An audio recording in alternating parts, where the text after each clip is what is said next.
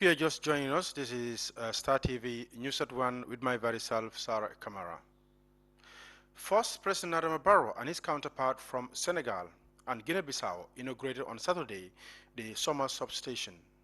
The Gambia River Basin Development Organization newly built infrastructure will supply clean energy through 167 kilometers to 225 kV power line network stretching across Gambian territory, in which the Creative Fund disbursed $722 million to the realization of the OMVG project that is going to impact on people's livelihood.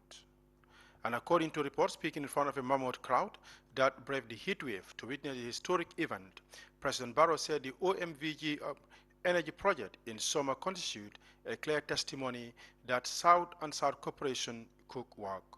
The OMVG transformation substation are expected to boost the country's power supply to the dispatching of clean electrical energy from NAWEC distribution network in Soma, Brikama, and the surrounding localities. The project, which includes the Brikama substation in completion, is in line with the Gambia government blueprint for development, setting the goal of achieving universal access to electricity by 2025. 3 years ago, we gathered here to mark the beginning of the Gambia's ambition OMVG electricity project. After 3 years of hard work and patience, we are here to celebrate the successful completion of that groundbreaking project and to reap the fruits of our joint efforts and investments.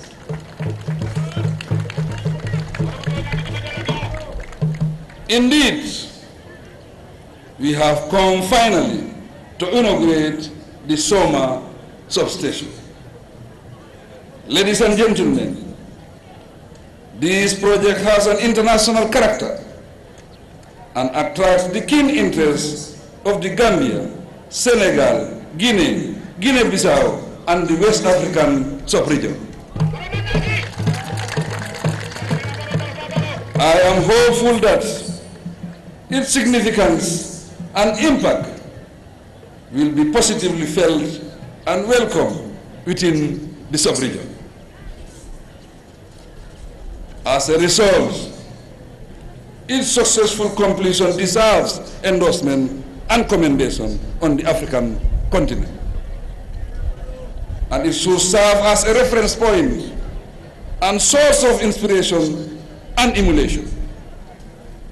I am confident that this project will contribute to strengthen our relations and cement the bonds of solidarity among our friendly countries.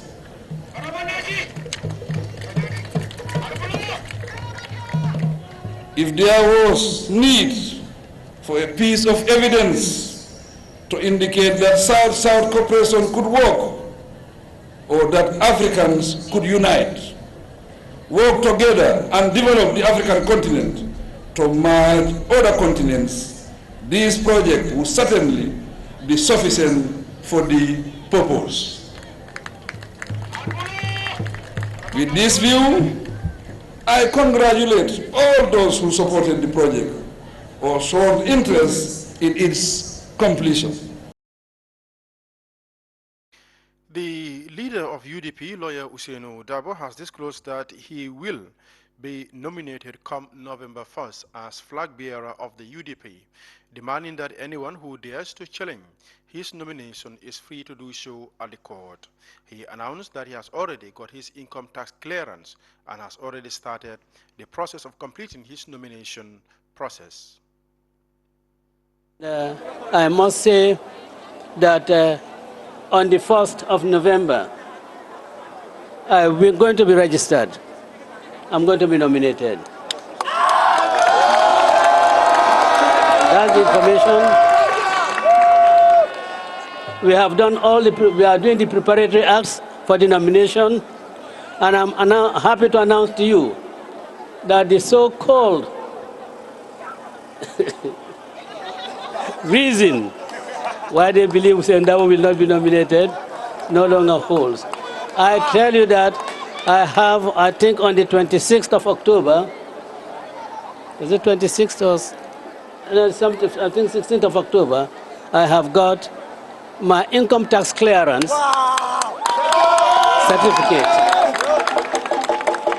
And in the next couple of days, I'm going to prepare a declaration of my assets, which I'll submit to the IEC before the 1st of November, my nomination date, so that those people who want to take objection, who want to go to court to challenge Hussein Dabo's nomination, they are free to do so.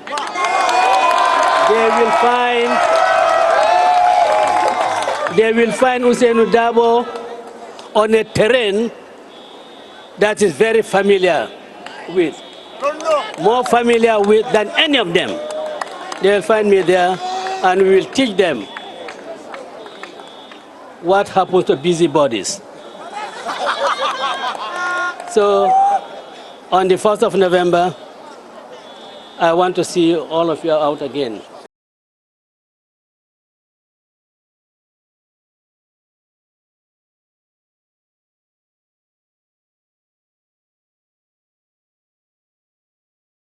Of rigging the country's December 2nd, 2016 presidential election, only for the same political party to destroy his government 22 years development infrastructure, including that of the late President Jawara 31 years development project. Jammeh has also accused the UDP on the leadership of lawyer Hussein Dabo of practicing tribal politics, which he says has rendered the country as a retrogressive nation. Meanwhile, his splinter APRC group had a meeting with its new political partner, Gano, in Gunjur on Saturday, where the former Gambian dictator phoned in to take part in the political rally.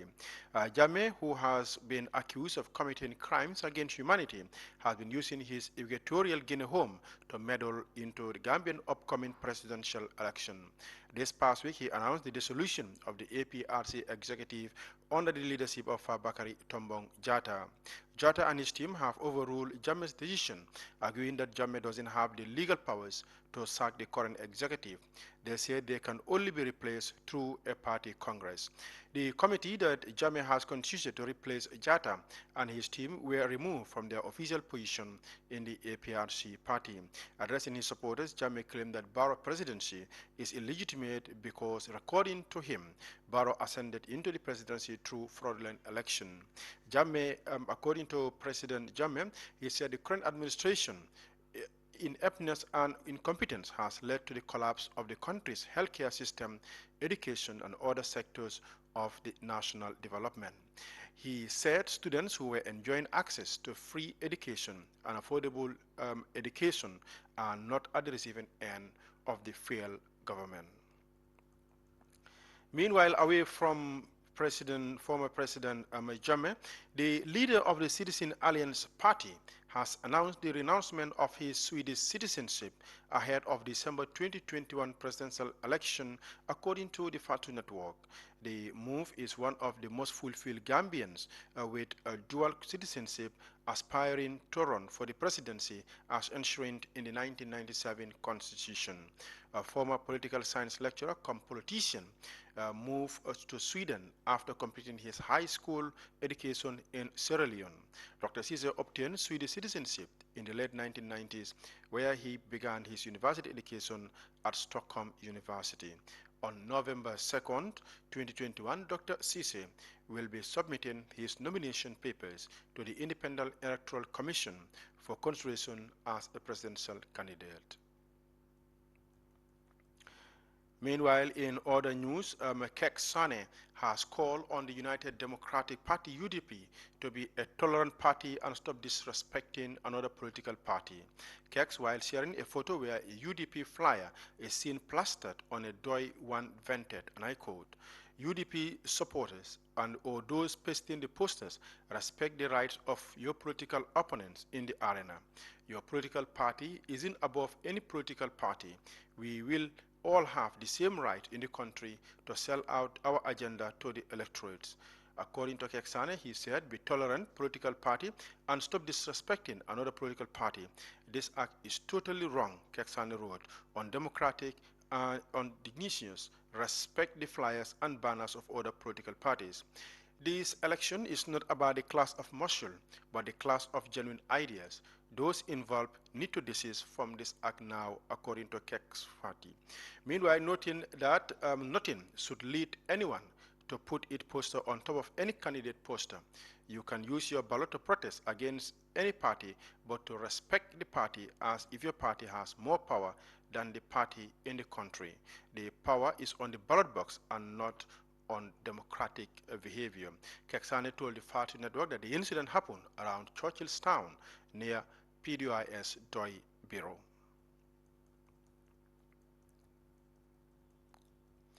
Meanwhile, the Foreign Minister of the Minister of Foreign Affairs, International Cooperation and Gambians Abroad, His Excellency Dr. Mamadou Tangara, on 21st October 2021, launched the mining website and data portal of the Diaspora and Migration Directorate at a ceremony held at the Sir Dawda Kairaba Jawara International Conference Center in Bijilo.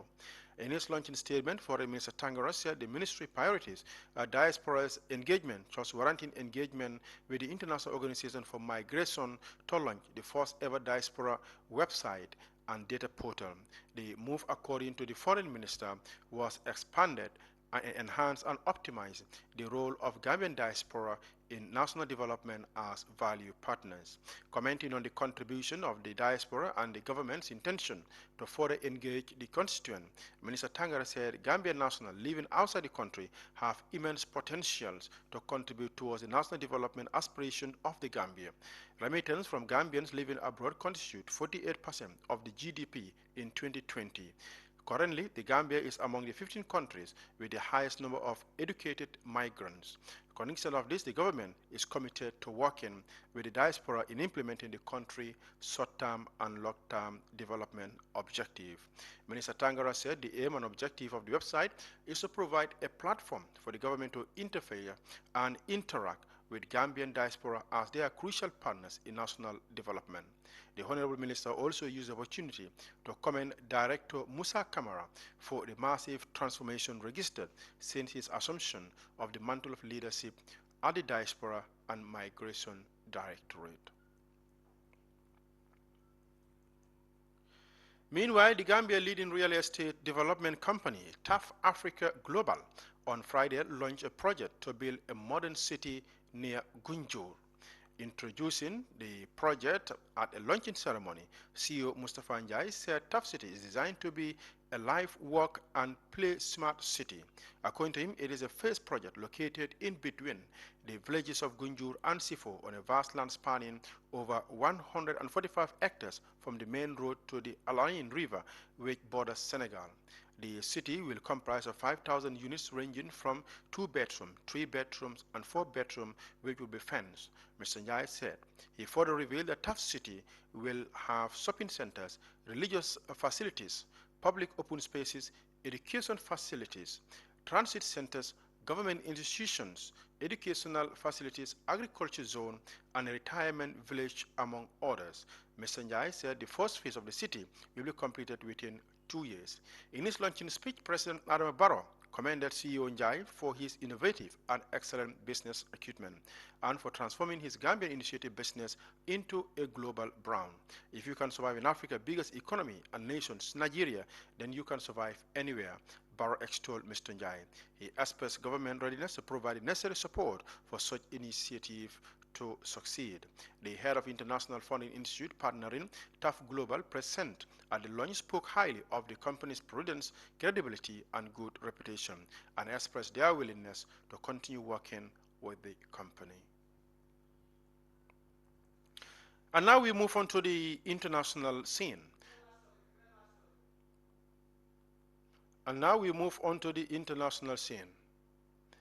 About 2 million Kenyans are facing starvation as long as lasting drought affects harvest and food production. The government has declared the situation a national disaster. Al Jazeera Catherine Soy reports from northeastern Kenya.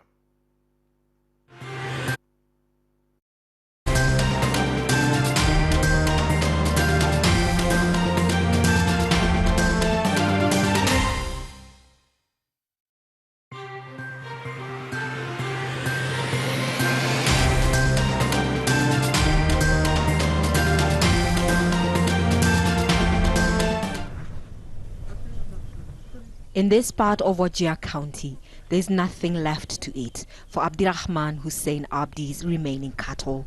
Nearly every day he wakes up to this. His animals are wasting away and dying from hunger and disease. He says his prized bull that would on a good day cost around $700 does not have long to live either. Most of the animals here in northeastern Kenya are in poor condition. He's desperate. We're struggling. Of 700 cattle for 3 families, there's only 300 left. They're malnourished. The ones that appear healthy just drop. I'm not sure what's affecting them. In another village many kilometers away, SHABAN ISSACK is just getting back home from a 4-hour trek to fetch water for his family and the sheep and goats he desperately needs to keep alive. Dead and dying livestock scatter his compound. For 7 months we've been fetching water from very far away. Malnutrition rates continue to rise. Children are receiving emergency food supplies from aid agencies. Our children are affected. They get sick often. We hope to get more food for them. Many people are suffering from the drought. The local government is distributing hay, nutritional livestock pellets, as well as transporting water to the most remote villages. But the need is too great. Herders from different communities across the region come to watering points such as this one to share the resource. But because of the drought, the water is running low, so is pasture, and government officials tell us they're overwhelmed. The drought in parts of Kenya, worsened by climate change, has been declared a national disaster. Here in WAJIR, pastoralists tell us it has not rained for the last 2 years. Weathercasters say the current short rains will not help much. The food security currently is in the 3rd phase, what they call critical. And if we may not receive adequate rainfall in the coming few days, then definitely it's not something we can handle as a county. The resources we have is very limited. Times are hard, even for the most resilient of animals. Rare wildlife species found only in this part of the country are also succumbing to hunger, thirst, and exhaustion. Back in the village, ABDIRAHMAN HUSSEIN tells us he's helpless as he watches his animals die every day. Catherine Soy, Al Jazeera, WAJIR, northeastern Kenya. And finally, on the international scene, investigations in Haiti have so far failed to trace 17 Americans and Canadian missionaries and their children kidnapped 10 days ago. The leader of the 400 Muazu gang has threatened to kill them if his ransom of $17 million is not met. As kidnapping becomes increasingly common in Haiti, religious institutions once considered off-limit by criminal gangs have now become lucrative targets. Al Jazeera Manuel RAPALO reports from Port-au-Prince in Haiti.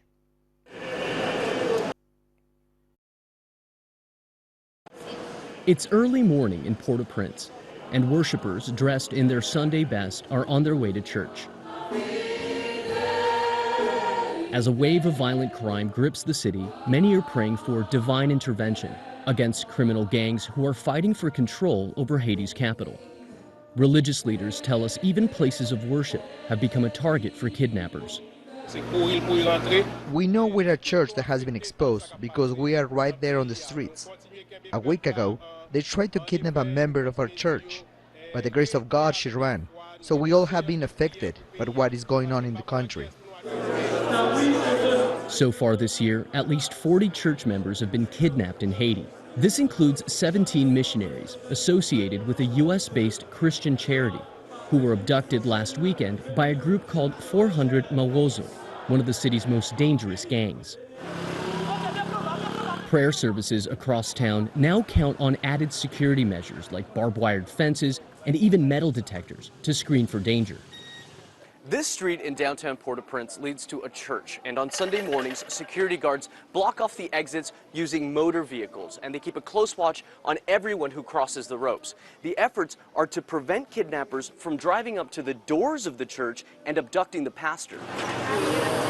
In just the first 8 months of the year, close to 800 people were kidnapped in the country, and the UN is pointing to another alarming trend: a dramatic increase in the number of women and children being targeted. Kidnappings can take place at any given time of the day or the night and anywhere. It sometimes takes place at home, in the street, at school, or even in churches. So there is no safe space for children anymore. And we really see that the criminal gangs are using children increasingly as bargaining chips. It's an increasingly lucrative business in the hands of the criminal gangs. This man, who has asked us to hide his identity, is a kidnapping survivor. He tells Al Jazeera that he still lives with the trauma of the experience and worries that it could happen again as insecurity continues to grow. I'm scared right now for my son, because they come into the yard and pick up the person inside your yard. Right now, I don't have to take the car out for them to get kidnapping. I don't have to take my car out to go and get kidnapping, and they could come in here and pick me up. More than 100 abductions have been recorded in the country in October alone. Haiti currently has the highest kidnapping rate in the world per capita. Many here say violence has grown beyond the ability for authorities to control, and that the last place they have left to find solace is in the mercy of God. Manuel Rapalo, Al Jazeera, Port-au-Prince. And that brings us to the end of this edition of the 1 p.m. news. Join us tomorrow for more news. Thank you.